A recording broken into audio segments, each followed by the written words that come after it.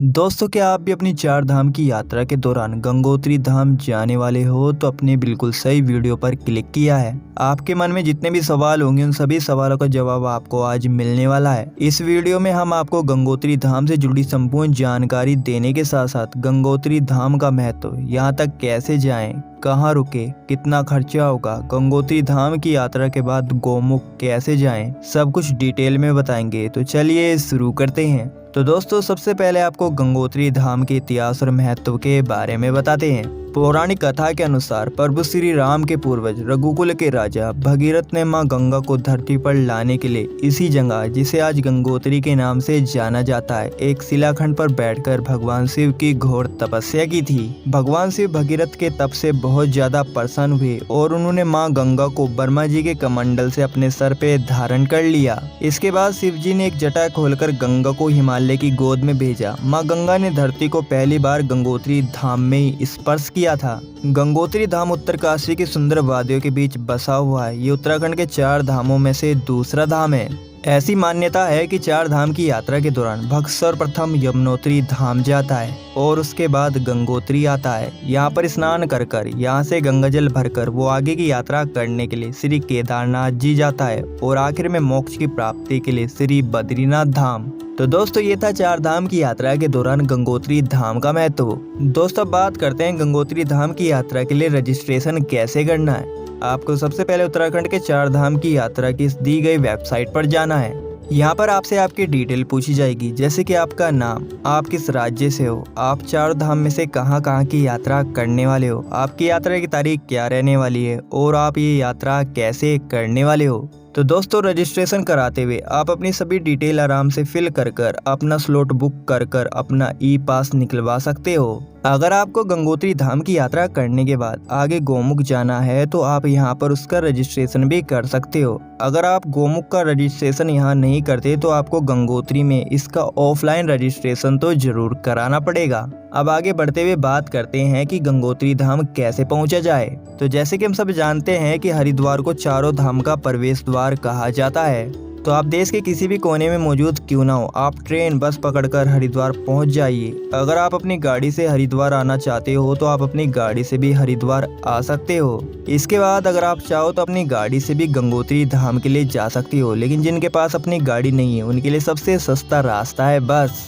Haridwar bus stand पर गंगोत्री धाम के लिए रोज सुबह 5 बजे से 7:30 बजे तक बस लगती है। तो यहाँ से आपको बस पकड़नी है। इसका टिकट 600 से 700 रुपये लगता है। क्योंकि हरिद्वार से गंगोत्री धाम की दूरी 290 किलोमीटर है तो आपकी बस की जर्नी 9 से 10 घंटे की होने वाली है। अब शाम होते होते आप पहुंच जाओगे गंगोत्री धाम। अब बात करते हैं गंगोत्री धाम में स्टे कहाँ करना है। वैसे तो गंगोत्री धाम में गढ़वाल मंडल विकास निगम के बहुत सारे होटल, लॉज, धर्मशाला है। तो आप इस दी गई वेबसाइट पर एडवांस बुकिंग कर सकते हो। यहाँ पर आपको थोड़े सस्ते रूम मिल सकते हैं। अगर धर्मशाला की बात करें तो धर्मशाला में आपको 600 से 800 रुपये चार्ज पड़ेगा। वहीं लॉज और होटल में आपको 1500 से 2000 रुपये देने पड़ेंगे। पीक सीजन में ये रेट और ज्यादा बढ़ सकता है।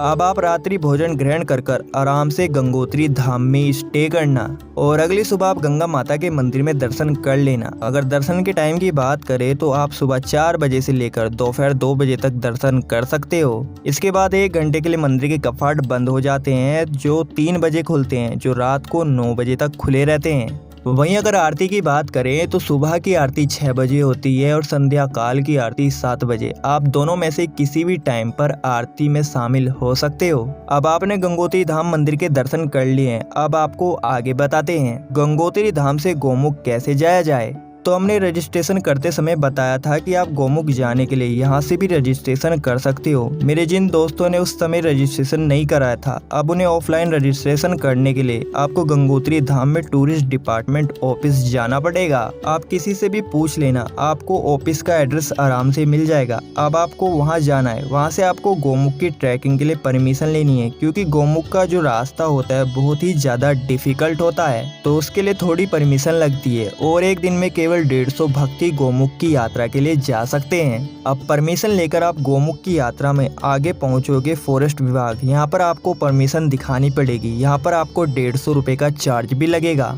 यहाँ पर आप वो परमिशन दिखाकर गोमुख की यात्रा बेफिक्र होकर कर सकते हो। गंगोत्री धाम से गोमुख की ट्रैकिंग लगभग 19 किलोमीटर की होती है। तो आपको रास्ते में बड़े बड़े चीड़ के पेड़, बहुत सारे प्राकृतिक स्रोत और बहुत सी खूबसूरत दृश्य देखने को मिलेंगे, जिन्हें देखकर आपका मन भी प्रसन्न हो जाएगा। लेकिन रास्ते में आपको कई जगह मुश्किलों का सामना भी करना पड़ेगा, जैसे कि एक गीला पहाड़। आपको इसको बड़ी सावधानी से पार करना है, क्योंकि यहाँ पर लैंडस्लाइड का खतरा बना रहता है। तो इस खतरनाक और खूबसूरत ट्रैकिंग को करते हुए आप 12 किलोमीटर का सफर तय कर पहुंच जाओगे भोजवासा।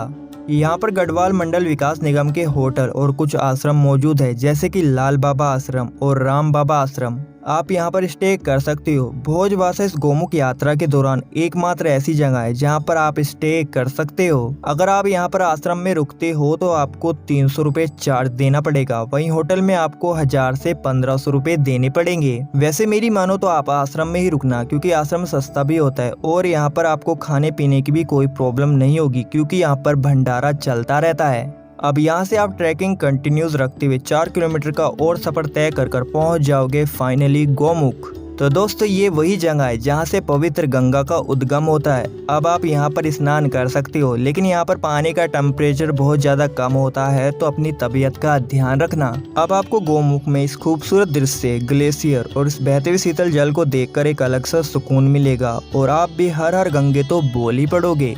तो इसके बाद जो लोग सिर्फ गोमुख की यात्रा ही करना चाहते थे, वो यहाँ से वापस स्टे करने के लिए भोजवासा आ सकते हैं। और जिन्हें आगे तपोवन और नंदनवन जाना है वो आगे जा सकते हैं, लेकिन आगे का रास्ता बहुत ज़्यादा कठिन होता है, तो थोड़ा संभाल कर जाइएगा। तो दोस्तों आप ऐसे पहुँच सकते हो गंगोत्री धाम की यात्रा करने के बाद गोमुख। अब इतना सब कुछ बता ही दिया है, तो ये भी बता देते हैं कि हरिद्वार से गंगोत्री धाम की यात्रा और उसके बाद गोमुख की यात्रा में कितना खर्चा लगेगा। तो सबसे पहले आप हरिद्वार से अगर बस लेकर गंगोत्री धाम जाते हो तो आपका किराया लगेगा लगभग 600 से 700 रुपए। गंगोत्री धाम में स्टे और फूड का लगभग 1500 रुपए। जब आप गंगोत्री धाम में दर्शन करोगे, प्रसाद और खाने पीने का लगभग 500 रुपए। गंगोत्री धाम की यात्रा करने के बाद जब आप गोमुख जाओगे तो सबसे पहले वन विभाग को 150 रुपए का चार्ज देना पड़ेगा। इसके बाद आगे चलते हुए अगर आप भोजवासा में आश्रम में रुकते हो तो उसका चार्ज लगेगा 300 रुपए। अब आप गंगोत्री धाम और गोमुख की यात्रा कर जब वापस हरिद्वार या जहां से भी आपको आपके राज्य की बस मिलेगी, वहां तक आपका लगभग 1000 से 1500 रुपए और खर्चा हो जाएगा किराया और खाने पीने में। तो दोस्तों हमारे कैलकुलेशन के हिसाब से गंगोत्री धाम की यात्रा और गोमुख की यात्रा में आपका टोटल बजट लगेगा लगभग 4000 रुपए। और जो मेरे दोस्त 4 धाम की यात्रा के लिए निकले हैं, गंगोत्री धाम से आगे बढ़ते हुए केदारनाथ जाएंगे तो उसका बजट अलग से लगेगा।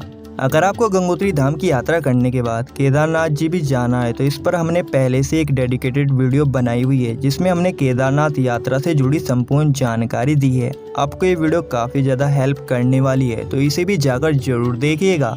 तो दोस्तों उम्मीद करता हूँ आपको गंगोत्री धाम और गोमुख की यात्रा से जुड़े सभी सवालों के जवाब मिल गए होंगे। अगर आपके दिमाग में अभी भी कोई सवाल है तो आप कमेंट सेक्शन में पूछ सकते हो, मैं साथ के साथ उसका जवाब भी दे दूंगा। तो दोस्तों आखिर में इतनी सी गुजारिश जरूर करूंगा कि सब वीडियो बनाने में काफ़ी ज़्यादा मेहनत लगती है। अगर ये वीडियो आपके लिए वाकई हेल्पफुल है तो वीडियो को लाइक कर हमारे चैनल को सब्सक्राइब जरूर कर दीजिएगा। तो दोस्तों अपनी 4 धाम की यात्रा को जारी रखते हुए जल्दी मिलेंगे बद्रीनाथ धाम की यात्रा से जुड़ी संपूर्ण जानकारी के साथ। तब तक ट्रैवलर गाइड का बाय बाय।